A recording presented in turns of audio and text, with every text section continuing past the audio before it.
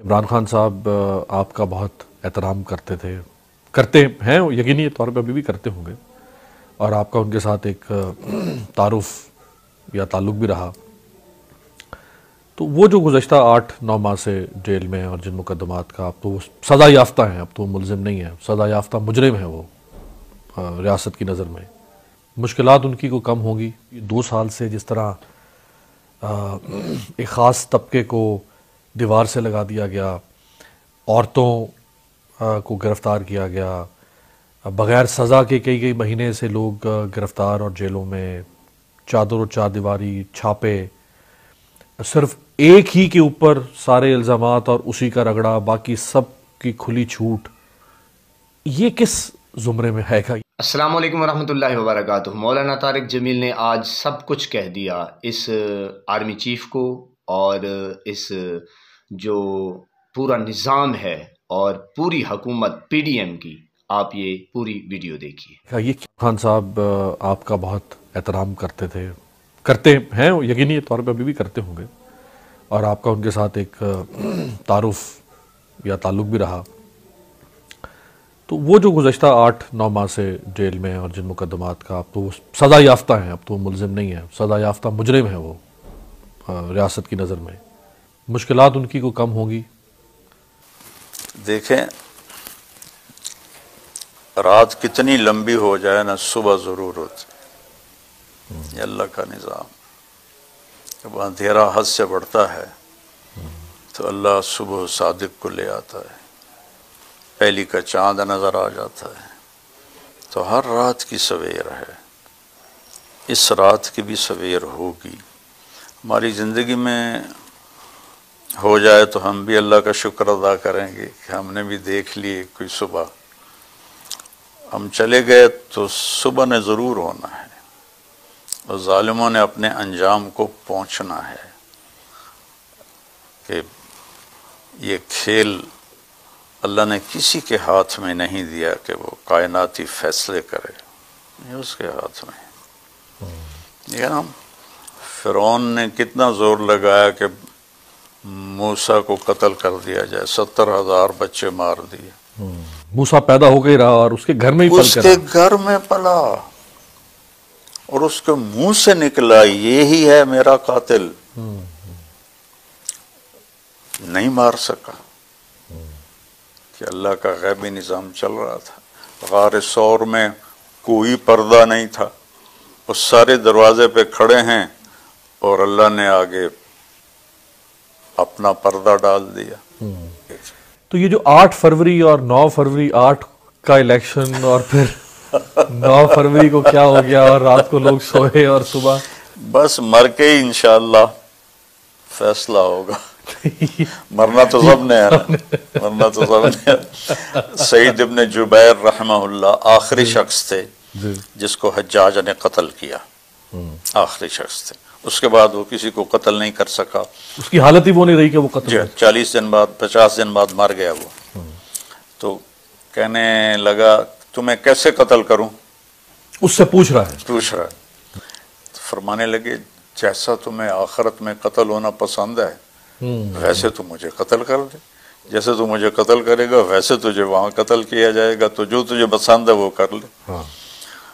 تو جیسا کوئی ظلم کر رہا ہے ویسا آگے اس کے ساتھ معاملہ ہو جائے گا۔ یہ خیانت کے زمرے میں آئے گا کہ نہیں آئے گا کہ لوگوں نے اعتماد کرتے ہوئے اپنا ووٹ کسی کے حق میں، اپنی رائے کسی کے حق میں دی ہو، اور اس کی رائے کو تبدیل کر دیا جائے؟ یہ تو بہت بڑی خیانت، بہت بڑی خیانت۔ ساری دنیا میں ہم بدنام ہو گئے ہیں، کیا بھلے رہے گا، زبردست خیانت۔ اس طرح پھر چل جاتی ہیں چیزیں، پھر نظام، ریاستیں؟ نہیں چلے، تو اللہ کے قانون کو چیلنج ہے نا۔ اللہ نے اس دنیا کو خود کنٹرول کیا ہوا ہے، بادشاہی اللہ کی ہے۔ للہ ملک السماوات والارض للہ الامر من قبل ومن بعد ان القوۃ للہ جمیعا قل اللہم مالک الملک۔ یہ ساری آیات بتاتی ہیں کہ یہاں شہنشاہی اللہ تعالیٰ کی ہے۔ اگر وہ کوئی زیادتی کر رہا ہے، کوئی بددیانتی کر رہا ہے، اور اس کو ڈھیل اللہ دے دیتا ہے تو اس میں بھی اللہ کی حکمت ہے، لیکن ایسا نہیں کہ اللہ غافل ہے۔ یہ تو نہیں ہو سکتا کہ شمر و حسین ایک کرسی پہ بیٹھے ہوں ہو سکتا بروز محشر، یہ تو نہیں ہو سکتا۔ تو ایسے ہی تو ان کو پتہ چل جائے گا کہ اللہ کی پکڑ کتنی شدید ہے۔ کافر کے لیے ڈھیل ہے دنیا میں، کیونکہ یہی ان کی جنت ہے اور یہی ان کی لذت ہے، تو موت کے بعد ان کے لیے کچھ نہیں۔ لیس لہم فی الآخرۃ الا النار، آگے ان کے لیے آخرت میں آگ کے سوا کچھ نہیں ہے۔ ہائی کورٹ کے 6 ججز نے خط لکھا اپنی سپریم کورٹ کو، پاکستان کے قاضی القضات کو، اور اس میں کہا گیا کہ فیصلوں پر اثر انداز ہوا جا رہا ہے۔ ایک جج کے گھر میں کیمرے لگا دیے گئے، ایک جج کے عزیز کو اغوا کر لیا گیا، کسی پر تشدد کیا گیا۔ جج تو خدا کے بعد زمین پہ سب سے بڑا اور اللہ کا ہی دیا ہوا وصف جو انسان کے پاس عدل کی صورت میں ہے۔ یہ جس ملک میں عدل اور اس کی کرسی پہ بیٹھا ہوا شخص اگر اتنے دباؤ کا شکار ہو جائے تو یہ کہاں جائے گا سماج؟ حضرت علی علیہ السلام کا فرمان ہے مشہور کہ کفر کے ساتھ نظام چل جاتا ہے، ظلم کے ساتھ نظام نہیں چلتا، مٹ جاتا ہے۔ یہ مٹ جانے کی نشانیاں ہیں۔ اللہ تعالیٰ نے 2 گناہوں کی سزا دنیا ہی میں رکھی ہے، یہاں سے شروع ہو کر آگے تک آخرت میں بھی۔ باقی جتنے گناہ ہیں یہ شمار ہیں، ان کی سزا مرنے کے بعد ہے، لیکن 2 کے بارے میں اللہ کے نبی نے فرمایا کہ یہیں سے ان کی پکڑ شروع ہو جاتی ہے، چاہے ہمیں نظر نہ آئے، لیکن یہیں سے ان کی پکڑ شروع ہو جاتی ہے۔ ایک ماں باپ کو دکھ دینے والا اور ایک ظلم کرنے والا، یہیں سے کام شروع ہو دنیا سے شروع ہو جاتا۔ تو مظلوم کے لیے تو بہت بڑی تسلی ہیں امام حسین، ٹھیک ہے، ظالم کے لیے کیا تسلی ہے؟ فرعون، یزید، ابن زیاد، وہ دیکھے تو صحیح کو اپنا حشر کن کے ساتھ کروا رہے ہیں، جو ظلم کریں گے، جو ظلم کر رہے ہیں۔ آپ دیکھیں نا ان کا حشر کن کے ساتھ ہو رہا۔ میرے نبی نے فرمایا جب تم پر زیادتیاں ہوں گی، مدینے والوں سے کہا تو تم کیا کرو گے؟ کہا جی ہم تلوار اٹھائیں گے، اپنا حق وصول کریں گے۔ تو آپ نے فرمایا اس سے اچھی بات بتاؤں؟ ان کا جی کیا؟ کہا صبر کر لینا اور حوض کوثر پہ میرے پاس آ جانا، سارا پورا کروا دوں گا۔ تو یہ ہر دور کے مسلمانوں کے لیے وعدہ ہے۔ یہ جو بھی ایک ظلم، اور صرف ظلم ہی نہیں بلکہ ایک فسطائیت کا ایک ماحول جدھر سے آیا، کوئی جج ہی نہیں، اب تو ایک جج رہ گیا تھا، اگر وہ جج بھی بول پڑا ہے کہ میرے ساتھ یہ ہو رہا ہے تو چلے سیاستدان، صحافی، کچھ اور طبقے، وہ تو ہر دور میں کہتے رہے تھے۔ 6 جج ایک ہی زبان سے کہہ اٹھے کہ ہمارے ساتھ یہ ہو رہا ہے۔ امیر بھائی ظالم بڑا قابل رحم ہے، جو اس پر حال آنے والا ہے وہ اس کو پتہ نہیں کہ کتنی میرے رب کی خوفناک پکڑ آنے والی ہے۔ ظالم ہونے کے لیے کافر ہونا ضروری نہیں ہے۔ کیا بات؟ ظالم مسلمان ہے یا کافر ہے، ایک برادری ہے، اور مظلوم ہونے کے لیے مسلمان ہونا کافی نہیں۔ بہت خوب، بہت۔ مظلوم ایک برادری ہے، چاہے وہ ہندو ہے چاہے وہ مسلمان ہے۔ اللہ مظلوم کی آہ کو سنتا ہے، عرش کو ہلا دیتی ہے، چاہے وہ کافر ہی کیوں نہ ہو، اور ظالم کے سجدوں کو رد کر دیتا ہے، چاہے وہ تہجد گزاری کیوں نہ ہو۔ حجاج ظلم کی ایک انتہا کا نام تھا، علامت تھی، ٹھیک ہے۔ روزانہ تہجد میں 10 سپارے کھڑے ہو کے پڑھتا تھا، اور اللہ نے اس پہ ایسی خوفناک بیماری ڈالی کہ وہ عبرت کا نشان بن گیا۔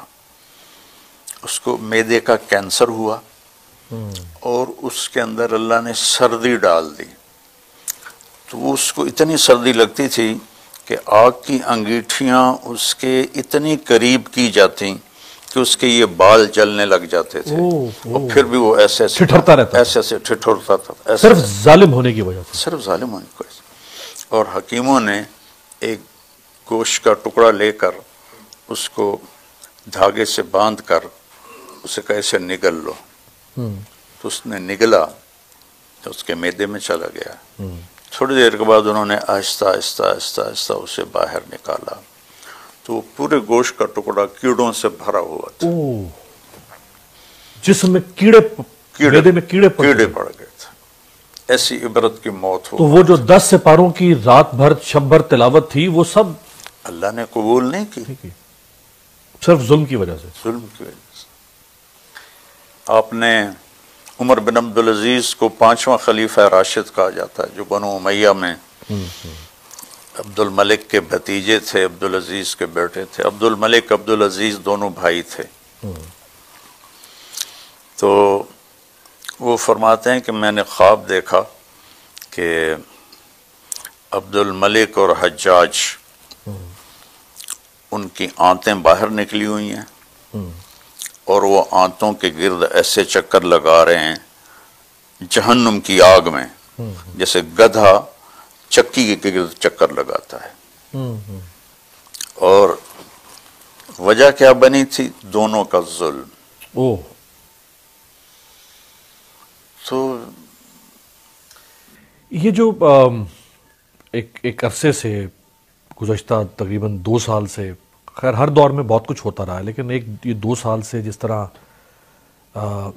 ایک خاص طبقے کو دیوار سے لگا دیا گیا، عورتوں کو گرفتار کیا گیا، بغیر سزا کے کئی مہینے سے لوگ گرفتار اور جیلوں میں، چادر و چاردیواری، چھاپے، صرف ایک ہی کے اوپر سارے الزامات اور اسی کا رگڑا، باقی سب کی کھلی چھوٹ، یہ کس زمرے میں ہے گا؟ یہ کیا ہوگا؟ دیکھیں ہماری عورتیں نہیں، عورت دنیا میں کافر ہو یا مسلم ہو وہ قابل احترام ہے۔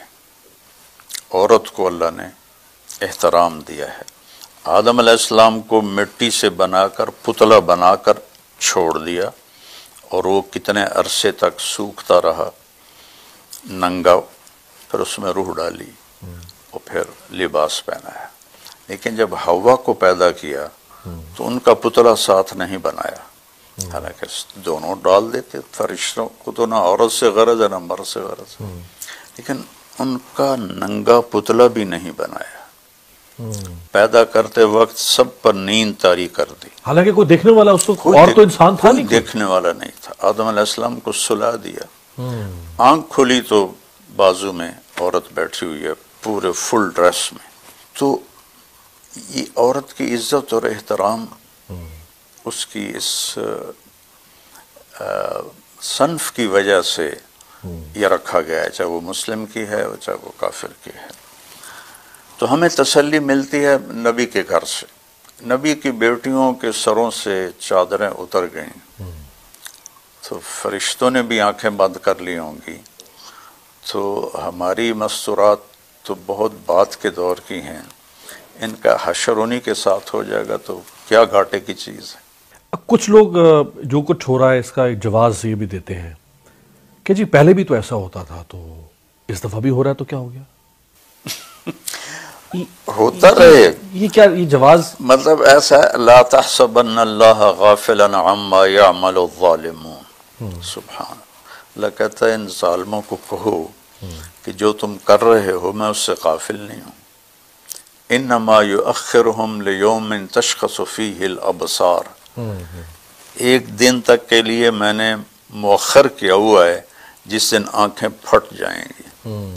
مہطعین مقنعی رؤوسہم، اور ان کے سر جھکے ہوئے ہوں گے اور حواس باختہ ہوں گے۔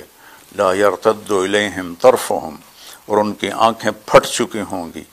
افئدتہم ہوا، اور ان کے دل اڑ رہے ہوں گے، دھک دھک کر رہے ہوں گے۔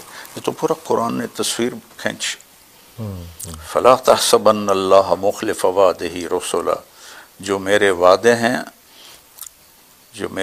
ہیں رسولوں سے نہ سمجھنا کہ میں وعدہ خلافی کروں گا.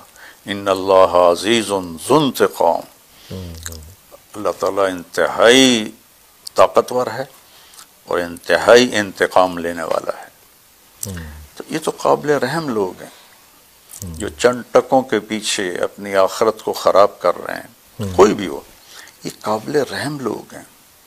مرتے ہی ان کے ساتھ تباہی کا سامان شروع ہو جائے. جی تو میرے پاکستانیوں، آپ نے مولانا طارق جمیل صاحب کا بیان سنا، اور دیکھیں کتنا خوفناک منظر وہ دکھا رہے تھے، بتا رہے تھے کہ ہمارے جو حکمران اس وقت کر رہے ہیں، یوں سمجھیں کہ جس طرح اینکر نے سوال کیا کہ صرف ایک مخصوص طبقہ ہے، یعنی کہ وہ کھل کے نہیں بات کرنا چاہتے تھے کہ ایک پی ٹی آئی ایک واحد جماعت ہے جس کو دیوار کے ساتھ لگایا جا رہا ہے، اور بتایا جا رہا ہے کہ ہم ان کی چادر چار دیواری کا تقدس پامال کر رہے ہیں، اور ان کو نہ دن کو سکون ہم دے رہے ہیں نہ رات کو، اور ان کی بیوی بچے فیملیاں اور مرد کاروبار سارا کچھ یعنی کہ تباہ و برباد کر دیا ہے ہم نے.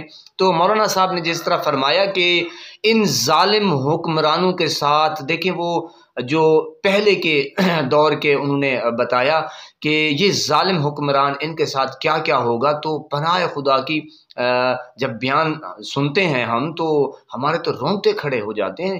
ان ظالم حکمرانوں کو یہ احساس نہیں ہے کہ ہمارے ساتھ کیا ہوگا. ان کو سوچنا چاہیے کہ ہم نے قبر میں جا کر کیا جواب دیں گے، اور ہم نے کس طرف اس قوم کو دھکیل دیا ہے، اور پاکستان کے ساتھ کیا کر رہے ہیں، پاکستانی قوم کے ساتھ کیا کر رہے ہیں. تو سارا کچھ آپ نے یہ سن لیا.